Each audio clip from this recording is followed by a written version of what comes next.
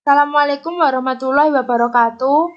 Perkenalkan, nama saya Dianuvita, NIM 254. Di sini saya akan menyampaikan mengenai ethics, legal liability, and client acceptance. Yang pertama, proses audit dalam fokus. Akan membahas prinsip-prinsip dasar etika bisnis, independensi auditor, kemandirian, faktor-faktor yang dapat mengancam independensi, dan kelompok yang bekerja sama dengan audit laporan keuangan. Nah, ada the fundamental principles of professional ethics. Tanggung jawab setiap anggota profesi akuntansi untuk bertindak bagi kepentingan umum. Prinsip yang paling mendasar ini dilakukan oleh semua anggota badan profesional yang meliputi integritas, objektivitas, kompetensi profesional dan kehati-hatian, kerahasiaan, dan perilaku profesional. Yang pertama adalah integriti. Semua anggota badan profesional wajib jujur dan berterus terang. Anggota tidak boleh menyampaikan informasi yang menyesatkan, sembarangan, dan tidak boleh menghilangkan atau mengaburkan informasi. Yang kedua ada objektivity, yaitu anggota tidak boleh memihak dan tidak membiarkan kepentingan atau pengaruh orang lain mempengaruhi hasil keputusan. Yang ketiga ada professional competence and due care, yaitu anggota harus mencapai tingkat kompetensi dan mengikuti perkembangan terbaru dalam peraturan dan standar. Pencapaian kompetensi ini berasal dari pengalaman kerja dan pendidikan. Jadi anggota harus bertindak rajin, terutama hati-hati dalam menyelesaikan tugasnya. Selain itu, harus tepat waktu dalam penyelesaiannya. Kemudian yang keempat ada confidentiality atau kerahasiaan. Anggota tidak boleh membocorkan hasil pekerjaan mereka kepada orang luar. Selain itu, anggota tidak boleh menggunakan hasil informasi itu untuk keuntungan mereka, misalnya memperdagangkan saham perusahaan. Yang terakhir, ada professional behavior atau perilaku profesional. Anggota wajib mematuhi peraturan dan perundang-undangan dan tidak merusak reputasi profesi. Anggota juga harus jujur kepada klien.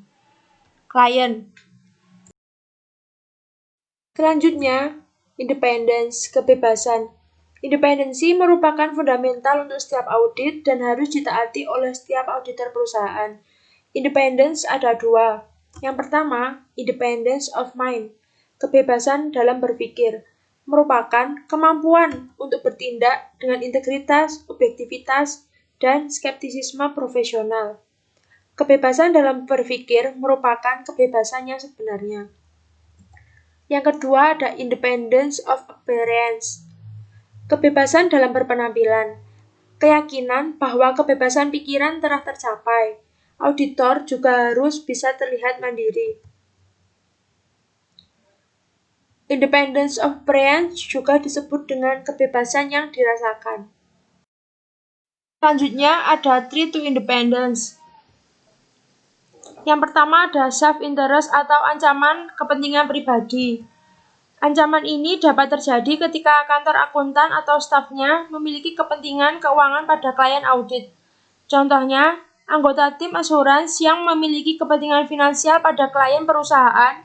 Nah, kemudian anggota tim asuran ini memiliki ketergantungan yang tidak semestinya pada total biaya dari klien. Yang kedua ada self-review, yaitu ancaman tinjauan diri. Ancaman ini dapat timbul apabila tim jaminan perlu membentuk opini tentang pekerjaan mereka sendiri atau pekerjaan yang dilakukan oleh orang lain di perusahaan mereka. Contohnya, seorang anggota tim jaminan menjadi atau baru-baru ini menjadi pejabat maupun direktur. Yang ketiga ada advokasi atau ancaman advokasi. Ancaman yang dapat terjadi ketika kantor akuntan atau staf asuransinya diyakini bertindak atas nama klien asuransinya. Kemudian yang keempat ada familiarity atau ancaman keakraban. yaitu ancaman yang terjadi ketika ada hubungan dekat antara perusahaan jaminan maupun klien. Akibatnya tim jaminan menjadi terlalu peka terhadap kebutuhan klien dan kehilangan objektivitasnya. Contoh, anggota tim perikatan yang dekat dengan direktur. Kemudian yang kelima ada intimidation atau ancaman intimidasi. Dapat terjadi apabila anggota tim jaminan merasa terancam oleh staf atau direktur klien.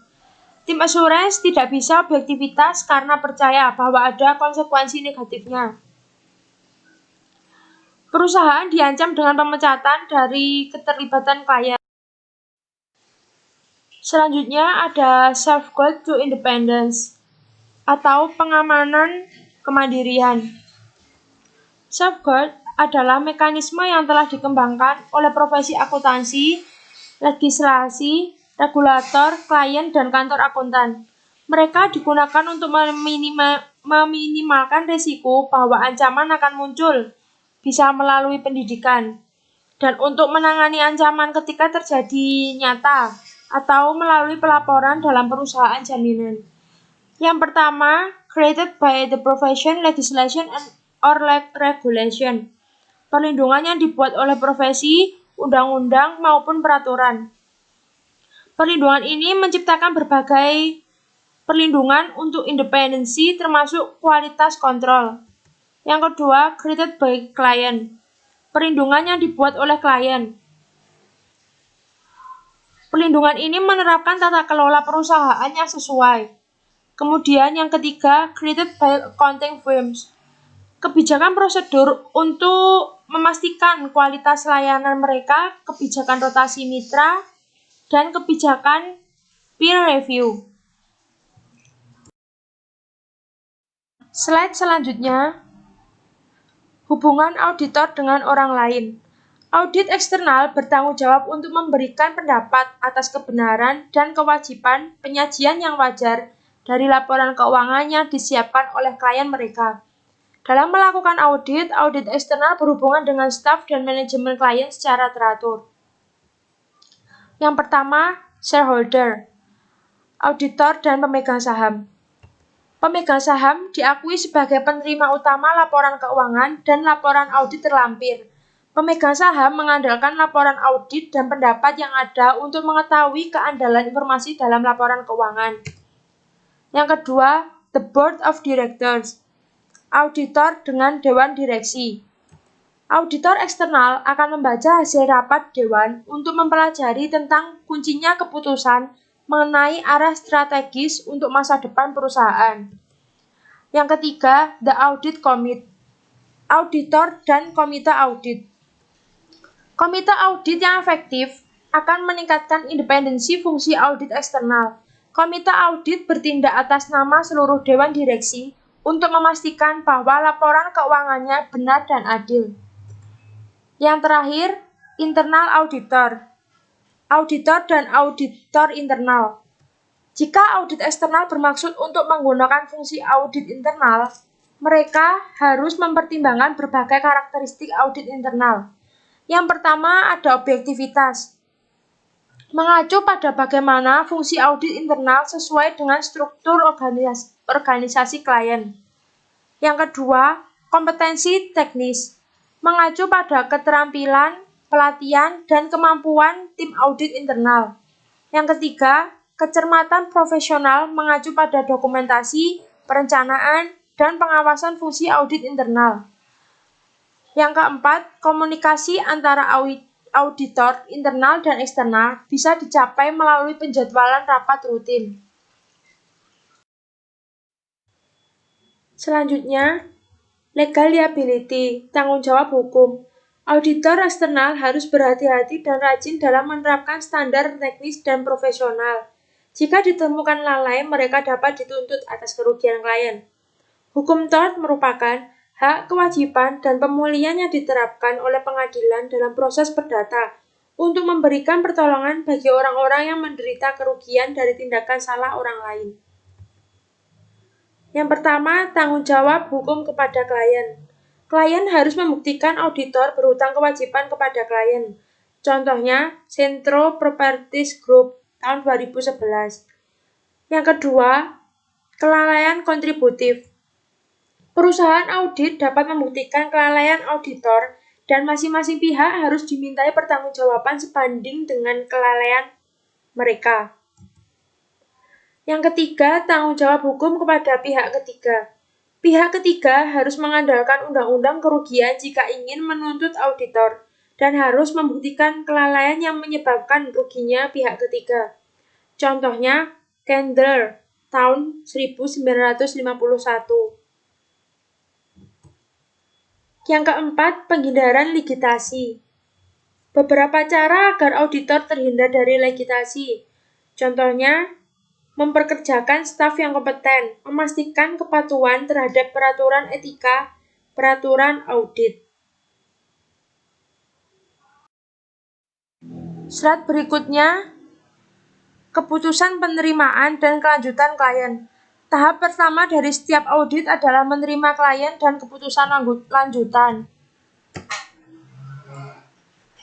Langkah pertama, penilaian integritas klien. Penilaian integritas klien biasanya mempertimbangkan sikap klien terhadap exposure dan manajemen risiko, kemudian alasan yang diberikan untuk beralih dari audit, reputasi klien, dan manajemennya. Yang kedua, penilaian kompetensi profesional dan kehati-hatian. Staf audit harus memastikan bahwa ia memiliki staf tersedia pada saat diperlukan audit. Yang ketiga, penilaian independen dari calon klien. Harus meninjau ancaman terhadap kemandirian dan memastikan bahwa pengamanan ditempatkan untuk menghapus ancaman. Yang keempat, ada penerimaan klien dan proses keputusan lanjutan. Hal ini melibatkan persiapan surat pertunangan bertujuan untuk menetapkan ketentuan perikatan audit untuk menghindari kesalahpahaman antara auditor dan klien mereka. Itulah yang dapat saya sampaikan. Apabila ada kurang lebihnya, saya mohon maaf. Akhir kata, wassalamualaikum warahmatullahi wabarakatuh.